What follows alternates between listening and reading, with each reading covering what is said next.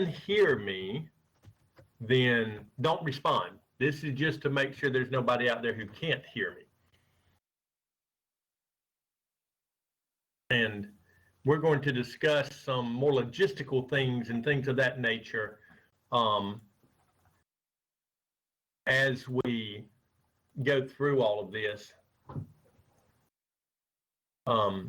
It's been odd. I know the hurricane came through and people had issues and we kicked things around and all of that. And what I decided to do with the hurricane was, because we have some room for maneuvering, I decided that I would just push a week.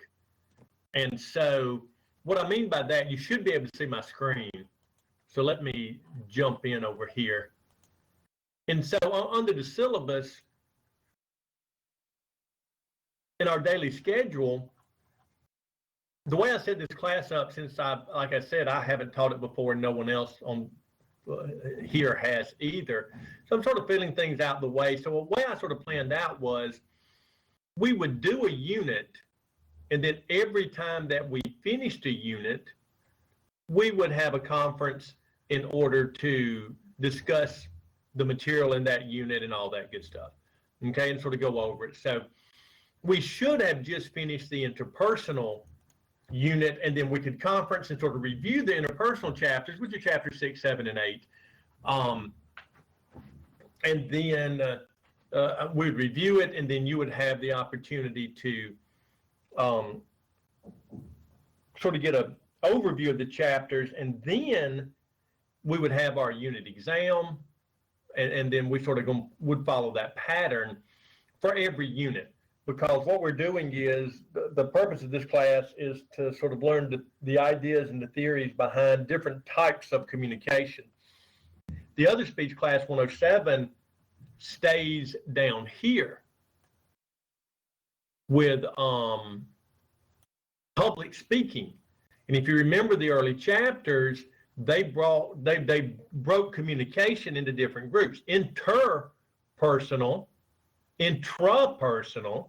Intra is what goes on inside your own head. Inter is what the unit we've been in now, small group communication, and then public speaking, and then mass communication, which is sort of public speaking on a large scale.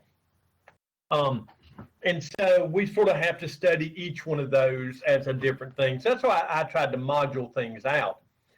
So we've got some room to play. So what my decision was, because of the week with the hurricane and all that other stuff, I thought that the best way to approach this might simply be to push everything a week. And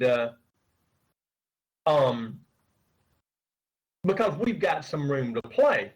And I thought it might just be easier on us to push everything a week and then move everything. And I've been trying to get around to redoing the syllabus to reflect that. So if you notice, by the syllabus, chapters 7 and 8 should have been due last week, and then we should be working on all this. But we're doing chapter 7 and chapter 8 this week. And then we'll push into our unit test and on it, which will come due a week after this. And then our project for the interpersonal would have come due, and so forth. Well, I decided what we would do is just sort of call out some of those that review day and everything, and then push everything forward a week. So the week that this is due, would have been due, I pushed it forward a week, and that will reflect in everything else. So the small group unit will go forward a week from the syllabus. It won't be due the week, it'll be actually due the week after what it says on the syllabus. That make sense?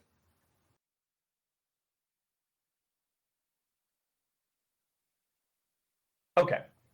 And what I want to do is actually, what I'm going to do, not want to because it's in my power to do, what I'm going to do is I'm going to redo a class calendar, class schedule that reflects the new dates for what we're going to do. And I had hoped that I would get that done yesterday, and have emailed it out to you guys so you would have it and you sort of go by it. Unfortunately, I did not. I am in the midst of English teacher hell, or as we refer to it, research paper week. And so that has sort of consumed me all day yesterday, and so far all morning I have been in the middle of research paper, trying to get things done for that. I told somebody who wasn't going to be here I was going to record, so let me start that now. So I want to get a new class schedule put together and put out. Hopefully I can do that today at some point. I may just have to put research papers aside and sit down and just move everything. It should not take but a few minutes to do it, and I'm going to send it out to you, and it will reflect everything. So we're going to be dealing with basically everything a week forward, and we will go from there. So where you should have been finished with the interpersonal module last week, and then the test and the project for that would have allowed it to become due a week after we finish the module, which would have been the end of this week. It's not going to fall that way. We're going to actually finish the module. We're going to finish the chapters this week, so we can't really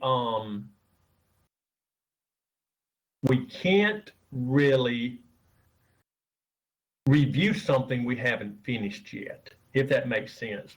So I'm going to go through some highlights of some things about this, and then we're going to push our review date into next week, and then we'll do that. I'm going to move the project for this, and so let's talk about that. Interpersonal communication is communication. Let me back up and come back.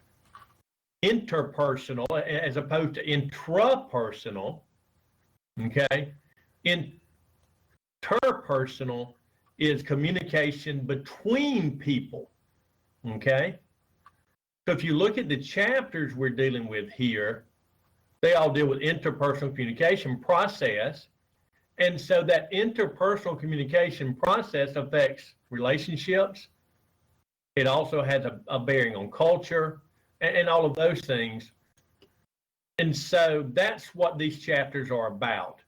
They're about interpersonal, which is a process of exchanging messages between people whose lives mutually influence one another in unique ways in relation to social. So it's really communication between people. It's not small group communication where you've got several people who communicate together. And so they give you some examples.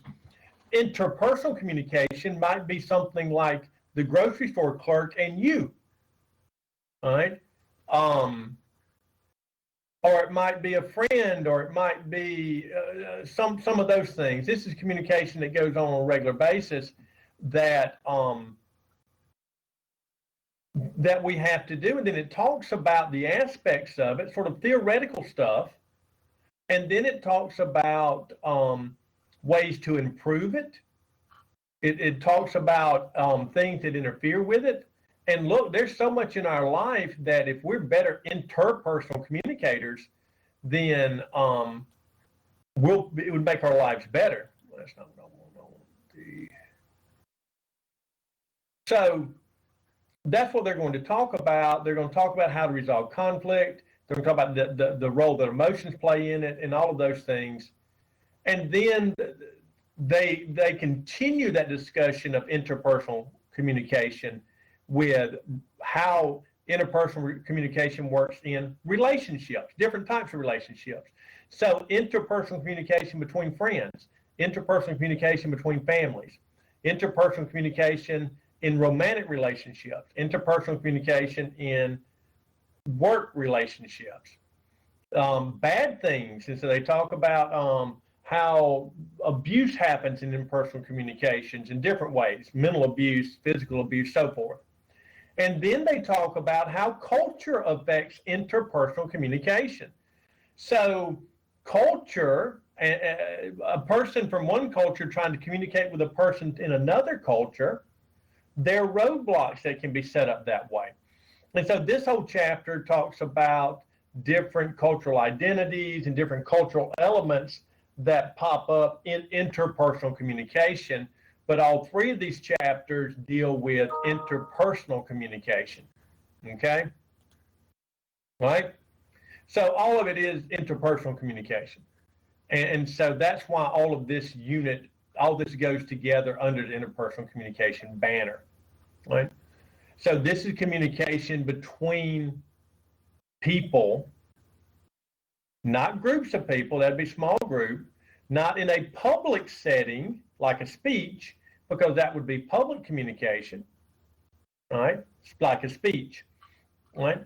So this is more one-on-one communication between people and how that functions, and that's what these three chapters deal with. But we're finishing those up, and so you've got this week, and really this week is the week you should be doing this. You don't have to wait. And if you got my email, one of the things I told students was, you know, there's a hurricane turning into the Gulf. We don't know what it's going to do. So you may not want to wait till Monday to get this stuff done. You may want to knock this out, okay, and then get it done. And then you'll have an exam on these three chapters the same way you did here. And that exam will be due a week from the 12th. And your project that sort of takes all of this, all the information from these three chapters that deal with interpersonal communication, it'll be due a week after all of this, okay? So what you're going to do is you're going to write me an essay on interpersonal communication, or what you've learned about interpersonal communication. Now, before you and I can feel the negativity coming through the internet to me from you when I said essay. Okay, the bad mojo just popped in. I know, but it's not quite what you would think, right? So in chapter 6, they talk about handling conflict, because if you have interpersonal communication, you're going to have conflict. Okay. So I want you to write 2 pages. 2 means 2 complete pages. It doesn't mean a page and a half, a page and 3/4. Students believe if they get a sentence on the second page, that's 2 pages. It is not. If you have a page and a half, you have 1.5. And if you understand math, math is not, 1.5 is not 2. Okay? So it needs to be a minimum of 2 complete pages. If it's 2 1/4, 2 1/2, it doesn't matter. It's going to be okay. All right? I always have those overachievers that I love. Okay? So discussing a specific interpersonal communication situation you were involved in. So it's an essay. So start with an introduction that explains the background to the situation, and it should give a thesis statement. Okay? And then you need 3 body paragraphs. The 3 body paragraphs are very specific. Okay? So body paragraph 1 is about conflict management strategies that they talk about in chapter 2. So use chapter 2 as your reference. So which of the 5 conflict management strategies do you feel like you use the most? Okay? So conflict management styles, right? Competing, avoiding, collaborating, accommodating, compromising. All of us have one of those. So where do you feel like you fall? And you may fall across borders. So if you look at compromising sort of falls across everything. And so low to high concern for self, low to high concern for other. If you go this way, right? And if you go this way. So where do you fall? Some of you may be you may be an avoider. And I know a lot of avoiders. So their strategy for managing conflict is just to avoid it. So in interpersonal, and by the way, avoiding is a horrible, so people go, well, me and my friends, me and my girlfriend, boyfriend, husband, wife, whatever, we never have arguments. Well, it's not that you never have conflict. What they're saying is, we just don't talk about it. And that's horrible because things don't go away because they're not talked about, right? They build up. And so, maybe it's competing. There's a high concern for self and a low concern with others. We want to win the conflict. That's not a great style either, because then every disagreement turns into a competition, and you want to win. You don't want to solve the problem necessarily. You just want to be right. And so because of that, you look for ways to win. Okay? Maybe you're a collaborator. All right? And so maybe that's the way that you look at things, is you want to collaborate with people that have a high degree of concern for self, and indicates investment in the conflict strategy, conflict situation relationship. Right? So this takes the most work in terms of communication competence, but it ultimately leads to win-win situations. Right? And so that's the first part of this. Which one of these do you think that you are? And then give specific example from your own life where you've used that style. So if you're an avoider, then tell me. If you're a whatever, and look, guys, it's got to be a paragraph, so it can't be 2 sentences. You need to write about it, and maybe you look at it and you go, you know what? Yeah,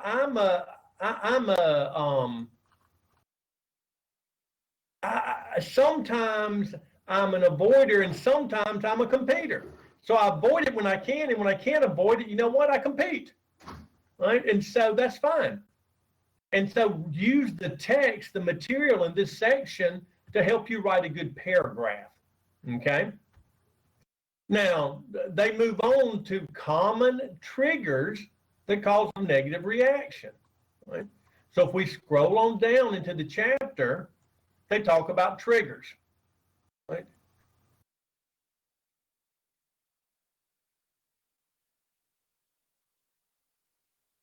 Okay. 4 common triggers for conflict are criticism, demand, cumulative annoyance, and rejection. Right. So those are what the triggers are. Which one of them causes the most negative reaction from you? So we use the term criticism, for example, in a negative term all the time. But criticism, by and of itself, doesn't have a negative connotation to it. There is constructive criticism. There's positive criticism. So when I look over rough drafts for my English class, I put comments on them, and that is criticism. And I tell them, oh, you did this really well. Oh, you need to add more support. You don't give enough evidence. You need to, well, that's done to improve their writing. So that's not a negative thing. That can be a positive thing. But criticism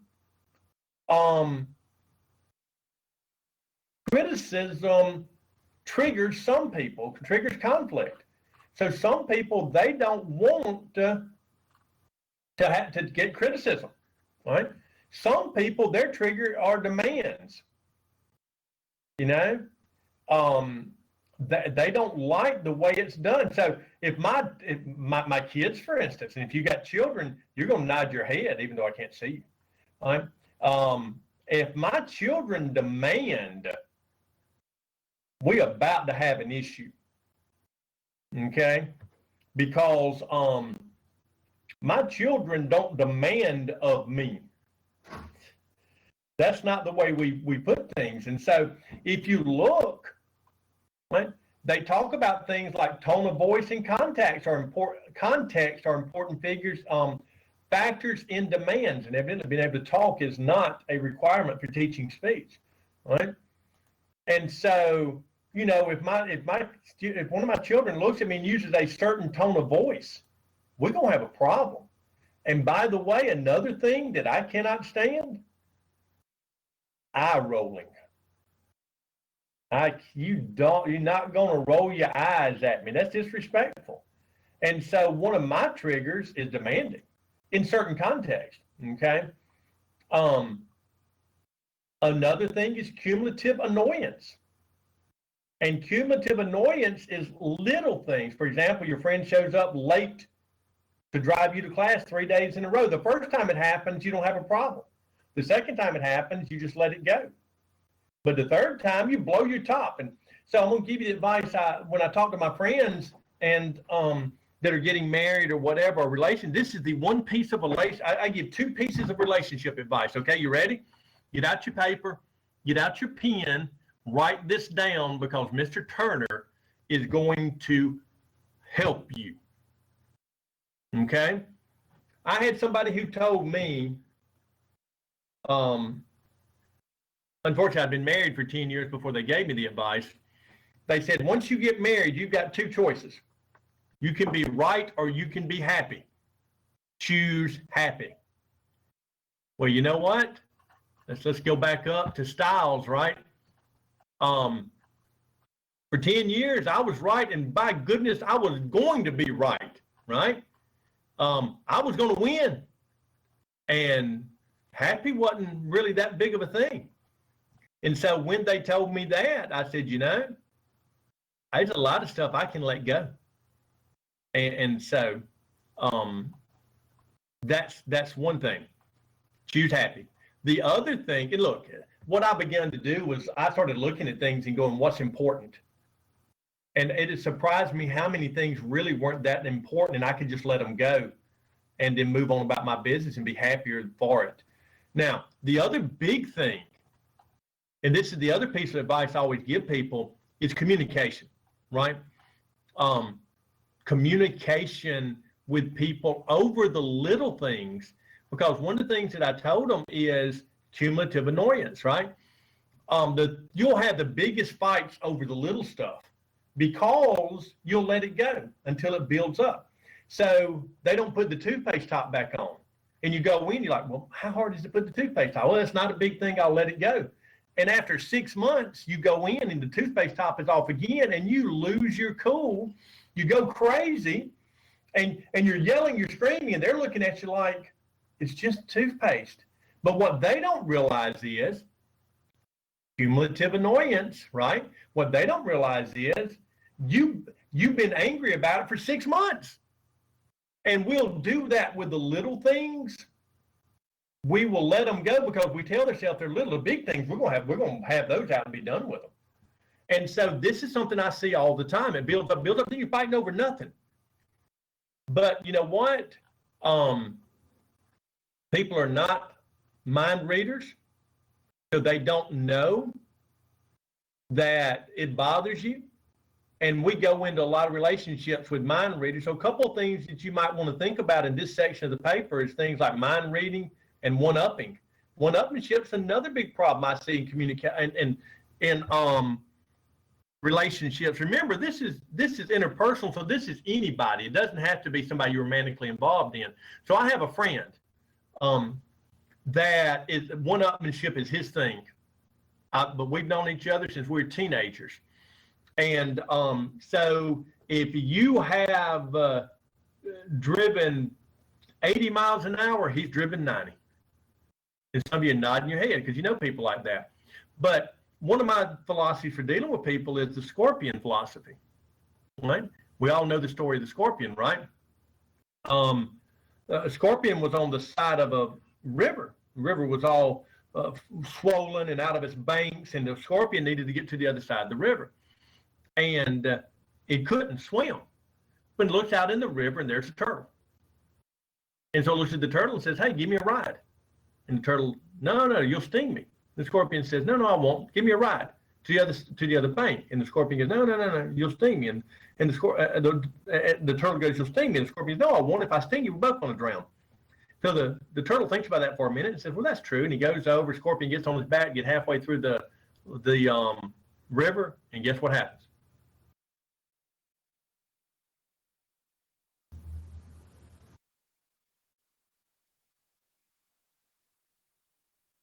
He gets stung.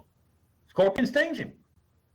And then the turtle looks at him and goes, why did you sting me? Now we're both going to drown. You know what the scorpion's answer was?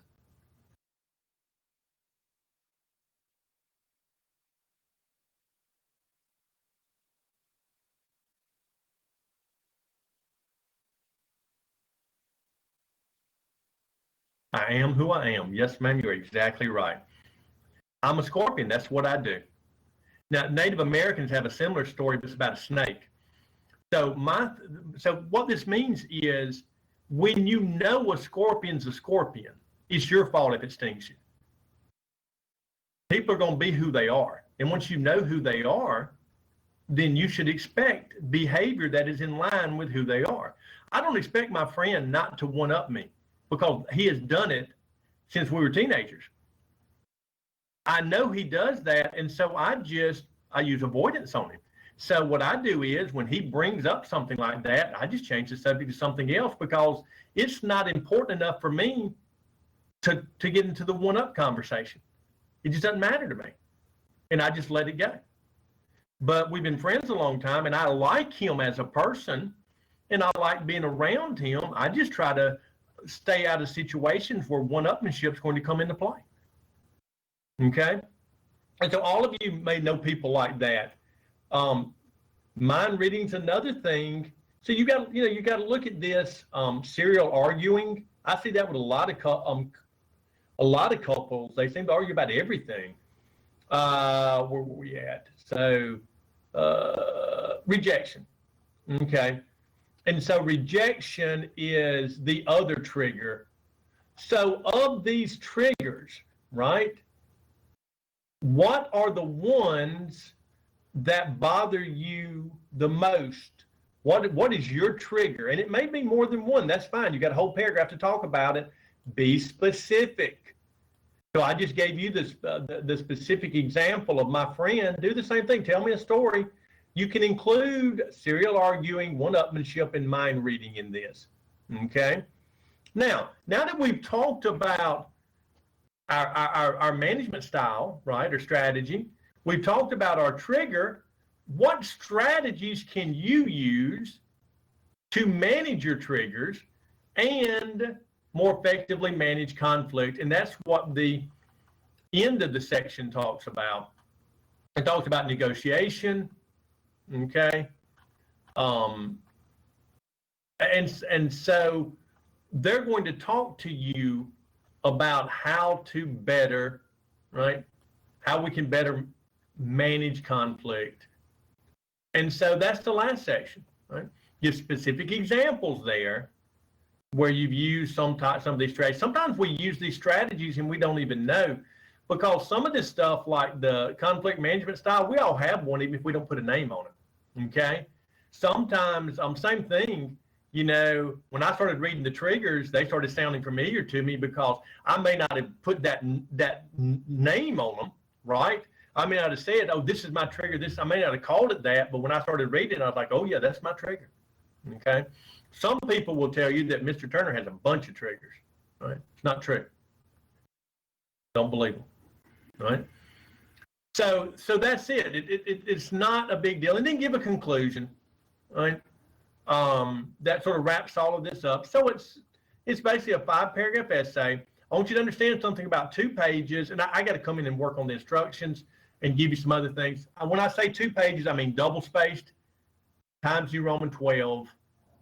I'll show you the header to put in and all of that. And so it's 2 pages double-spaced. So a full double-spaced page of text is about 250 words.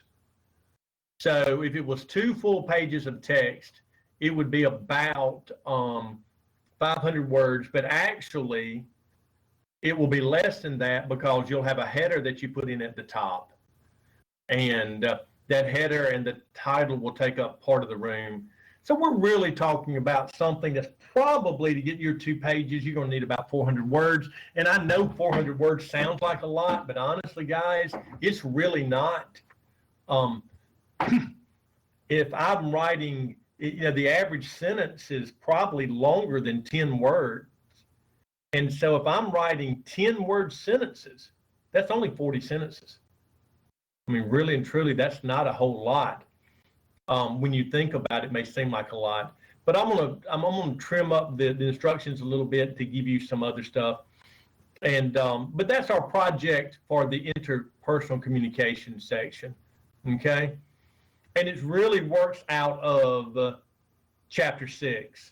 Now, that doesn't mean you can't throw some of the stuff from chapter 7 or chapter 8 into it. You can. But that's really most of the information you need for this sort of comes into here. And hopefully, the idea behind the assignment is that you build an awareness of who you are when it comes to interpersonal communication. You build by looking at how you manage interpersonal communication, by looking at what triggers you, and then by looking at how you can more effectively manage situations. We become more aware and we understand interpersonal communication better. That's sort of what the whole project behind it is. But the date will not be the 12th. That's the old date. I will push it out in front and you'll have a little more time. And so, but don't wait till the last minute. I may have told you this. I may not have told you this. I teach so many classes. I can't remember what I've said and what I haven't to students. The first thing I ever taught in college was English. I'm an English instructor by training originally. I teach a bunch of stuff because I have gone back over the years and gotten other degrees and stuff of that nature. But I'm not going to grade you like you're in a composition class. Now, I expect you to write like a college student. I expect you to have proofread and edited your work. I don't want you giving me something that's filled with spelling errors and grammar mistakes and things like that. If you type it up in Microsoft Word is going to underline misspelled words. Microsoft Word is going to show you some of the grammar mistakes. So I don't want something that's a first draft turned in. If you do that, then your grade's going to suffer. But it's not like I'm going to go in and nitpick you like I do my comp students. Okay? You're a college student. I expect college level work from all of my college students. And so go in, clean it up, make it look good, make it sound good. Okay? Yeah, I'm going to change the introduction and conclusion. I had the thing set up one way to begin with, where I was going to make you take a specific, and then as I evolved the assignment, I changed the body. So I've got to change introduction and conclusion to reflect that. So the wording on the introduction and conclusion is off a little bit. I'll make changes to that to reflect what the body says now. So that's a good question. No. That's fine. It does say that, but the original assignment, when I typed the assignment up originally, was the stuff in the body was going to reflect around a specific situation that you were involved in. And then as I started thinking the assignment through, I changed what I wanted you to do in the body. But evidently, I didn't come back and change the other parts of the instructions. I'll make changes to that. Okay. And if when you get started doing it, if you have any questions about what exactly to do or anything, then just shoot me an email and ask me. That's true on any assignment. If you read any assignment's instructions and you're like, that doesn't make sense to me, then ask me to clarify. Sometimes when I type up instructions, they make perfectly good sense to me, but then the students look at them and they don't make sense to somebody else. And that happens sometimes in writing because we know what we're trying to say, but it may not be as clear to someone else who doesn't know what we're trying to say. That's part of that communication process. Okay? So what we need to do then is make sure that you finish up the material in the interpersonal unit, the modules, take your quizzes. We will have a exam that kicks in that you'll have a week to be based on chapter 6, 7, and 8. And then you'll have this project that you'll have time to work on. Then we'll move on next week towards small group. And then we will meet again next week, one of the days. And so you'll have another opportunity to ask me about the project. And we'll sort of, even though you'll be working on the small group stuff, probably we'll go back and sort of talk about the interpersonal unit and discuss it, and then we'll move forward from there. Okay? No. It'll be, you'll make me do math now. 19th, 18th or 19th, somewhere in that neighborhood.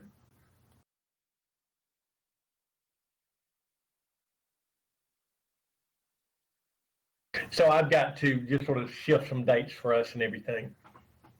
And like I said, I'm going to redo our course calendar to more reflect where we're at now and push dates. But basically what it's going to do is push everything out a week in front of what they are, where we're at now. That's basically what it's going to do. Okay? So finish up the interpersonal material. Next week, we will meet again and go sort of review the interpersonal chapter, and then we'll move on from there and sort of we'll pick up the new calendar from there. And we'll have sort of the same basis that we have on this calendar. We'll do a unit, and then we'll conference. After the unit's over, we'll conference and review the unit material, whatever chapters those are. We'll have sort of review session. And so we'll review small group and so forth. And then we will have our exam due. We'll have our project for that particular unit due. And then we'll move on to the next one, and we'll sort of do that through the rest. And yes, chapters 7 and 8 are this week's chapters. They're the chapters you should be doing in the week we're in right now. But because I got those quizzes opened late, instead of making them due today or tomorrow, I gave you some extra days into Monday because they should have been due this week, but because I didn't get them opened until Monday, I decided I would give you till Monday. But that's this week's work, so you need to be doing it this week. Okay? And the way it works is we do a unit, and when we finish the last chapter in that unit, you'll have a week to do the unit exam.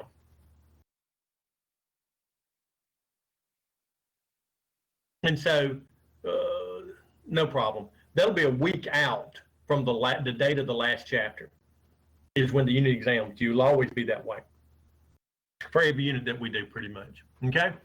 Any other questions anybody has? I know it's sort of a short meeting today, but I wanted to sort of get everybody to see where we were at. I'll get you the information. I'll get you the new class schedule out, and we'll be more on balance then, and you can plan ahead for your conferences and everything, and we'll sort of take care of all of that. Be working on your quizzes and that kind of stuff. Make sure you're reading the chapters, and like I've said before, as you read the chapters, you really and truly need to take notes. That's going to give you something to go back and study when you get ready to study for your quizzes on a given chapter. And then when you get ready to study the chapters that are on an exam, your notes will allow you to study for the exam, to study everything. And so plus just the process of writing notes as you go through it, that's going to help you learn the material as well as give you something to study. Okay? Right, so that's all I have. If you have a question, then by all means hang around and ask it of me. If you don't have a question, then like I said, I'm done. And I will put out a new schedule, and we'll meet next week in conference again and go over the interpersonal unit. So have a good weekend. I don't think the hurricane's going to have any effect on us, but those things go a little haywire. It'll probably affect me more than most of you. I live in Mississippi, so I think we may get a little rain, a little wind from it where I live, but I think the most part it's not going to bother us much either. But stay safe, and we will talk again next week.